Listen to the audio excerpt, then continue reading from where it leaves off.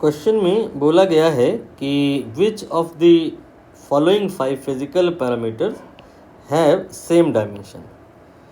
Question number ये आप ignore करिए, आपको बस ये बताना है कि ये जो एनर्जी डेंसिटी है, रिफ्रैक्टिव इंडेक्स है, डाइलेक्ट्रिक कांस्टेंट है, ये जो आपकी क्वांटिटीज़ हैं, इनमें 5 क्वांटिटीज़ हैं, में से कौन सी दो ऐसी हैं जिनकी डायमेंशन सेम है।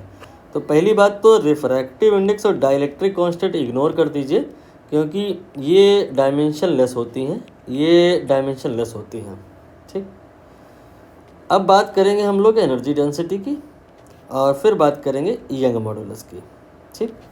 यंग मॉडुलस जो होता है वाई, ये होता है stress divide by strain, right.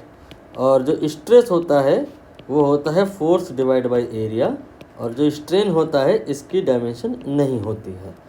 तो ये आ जाएगा mL/t-2, ये तो फोर्स का हो गया, mass into acceleration, divide by area L2, और स्ट्रेन डायमेंशन होती नहीं है तो इग्नोर कीजिए। यू विल गेट m, यहाँ से 1, यहाँ से 2, 1 - 2 -1, t-2, ठीक है। अब आप एनर्जी डेंसिटी का निकाल लो।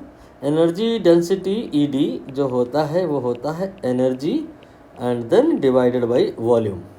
एनर्जी पर यूनिट वॉल्यूम जो होता है वो एनर्जी डेंसिटी होता है। एनर्जी होता है mL/t-2, राइट। अगर आपको नहीं याद है एनर्जी का तो आप इसे फोर्स इनटू डिस्प्लेसमेंट लिख के निकालोगे तो आ जाएगा। फोर्स देन डिस्प्लेसमेंट जो मल्टीप्लाई किए that will be work equal to energy. Now divided by volume, volume is metre cube, that is L3। Solve कीजिए, mL-1, 2 and 3, 2 - 3, तो t-2।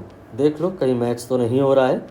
ये है एनर्जी डेंसिटी, ये है Young modulus, they are matching.